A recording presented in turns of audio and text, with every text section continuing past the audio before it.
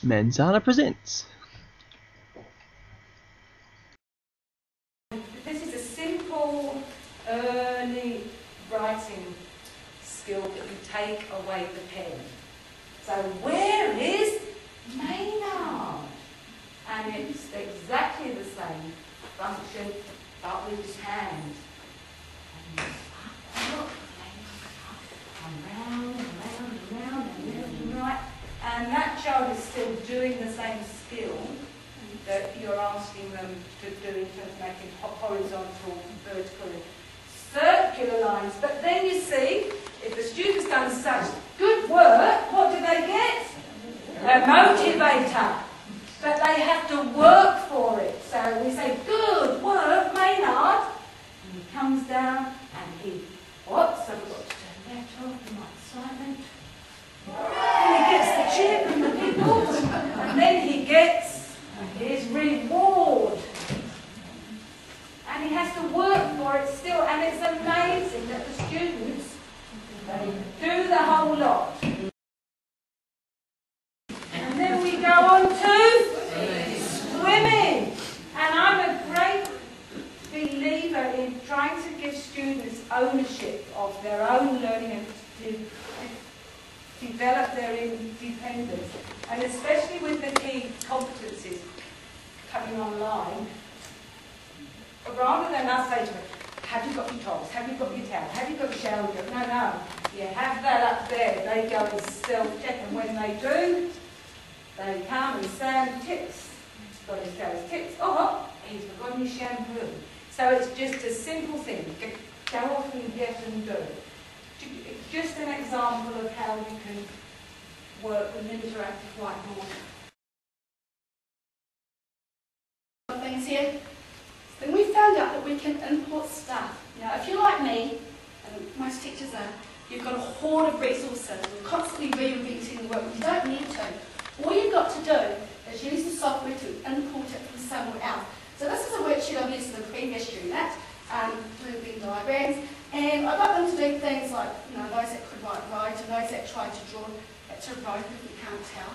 There's the plug, those are things we can pull. And then, just went to multimedia events, we like visuals, and went to our categories, and they were all the way down, there's loads and loads of them. And we like sports stuff, general.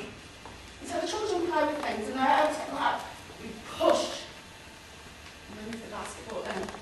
So those kind of things really get them motivated. They like the dragging, especially children who do handwriting skills, and they're having trouble pushing down because, the fine motor skills, that kind of one. This stops them thinking about that. It's not so much pressure because they want to play with the bright lights, they want to play with the pretty pictures. That gets them moving along. And then what we did, because you still want them to be able to, you do want them to be able to sit at a desk and be able to write, they'll come up, and each child will come up and they don't come up and have a turn. And each of them come up and write up on the board. And then what they did, you can do this two ways, they either had their own worksheet that they could do, or I just printed this one out, write the child's initials to the side of it by using the pen. So we know that child will write that one, and I'll just write a T, and then when I print it out, I put it in my evaluation book, and that's evidence of what that child does. He doesn't need to sit down and do a whole worksheet to prove the one point that he knew that something could be pulled. Okay? Now this person I've put him in particular because I have a little story for this person. Up until 6 weeks ago, he'd never written a word by himself independently. He just wouldn't write. Sassy, mute, he didn't like to pick up a pencil, wouldn't refuse to do a lot of things. The day we got this, he was one of the first ones up there that wanted to write on the board. And it was the first time ever we got him to write his name. And I was literally trying not to cry because you're a professional and all the kids are looking at you, oh, well, it's all this one, I'm doing my heart. And just in that moment, it doesn't matter what money you spent on it, it made it worthwhile that this kid had been able to write his name.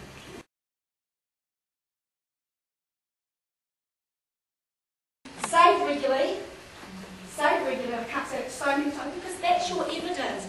They don't need to go out and write it on lots of worksheets. They don't need to go out and just for the sake of recording. You don't need to because it's already here. And if your school wants you printed out, you can, or if you're doing digital portfolios, you just save it to that child's name or to your own. The work's already done. Don't do something twice when you don't have to do it. You know, you put your learning intention in either before or after the lesson, and straight after that lesson or during it, if you're talking and getting dialogue with your children, just put down the evaluation of what's going on. Big thing is don't throw the baby out with the bathwater. Incorporate your personal school resources into the Easy Teach software. It's there. Now, we've had this 5-7 weeks most. Okay? I can't believe how much my children have got on into studies. And these are the same kids. If I say, right, what are you handwriting? Oh, take 5 minutes to go and get a pencil. Now they're sitting down and go, oh, can I be back today by this? Can I just read today? Okay, it doesn't matter. They're interested in learning, they're motivated. And that's what's good about the Easy Touch and 2-Touch software and board. Like we said, it's nice and big. And one of the things we also get to do, everyone's got all their ideas about how to use the board, is that we'll choose a good piece of work that was done that week, something they found motivating, point it out from the board and we put it up. Okay?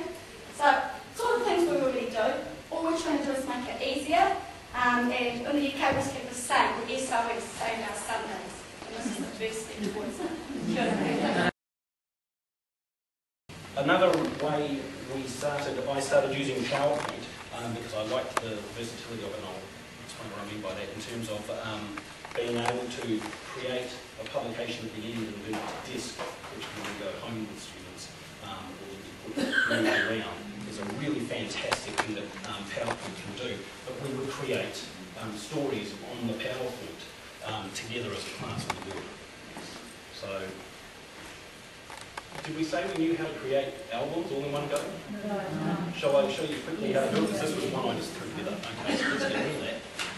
We'll start afresh.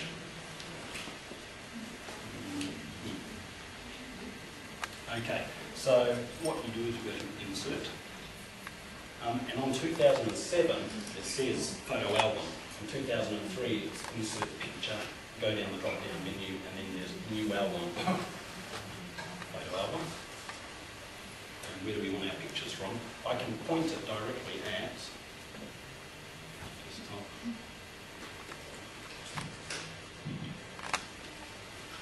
Photos from my story, which I've prepared and criticised.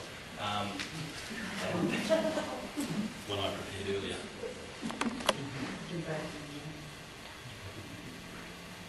Say that. So you can see, choose multiple pictures. I remember the old days, you used to have to do this one at a time. Who remembers that? It used to be really tedious and horrible. Now you can select all of them. Insert. Here's the list of them all. I can choose whether to fit it to the whole slide, a picture with a title, which is quite often what we would do. 2 pictures, 3 pictures. Change the shape of it.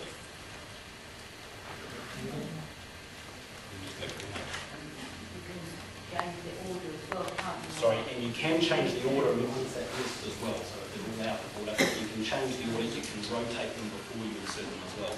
And you instantly have your entire story sort of right there without the writing yet.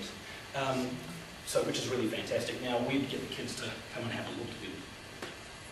Just broaden that out as far as possible so they can see what's what. And we'd say, Joseph, your turn, which picture do you really like in our story? And he could scroll down and say, oh hey, you know what? I quite like that one, even though it's out of focus. But and so instantly making choices and working with the board here. Now this instantly makes it available. We would use sometimes a wireless keyboard, and I'd be able to, so the students work here in their desks, I would hand over the keyboard and he would type. Increase his typing skills, or, having said that I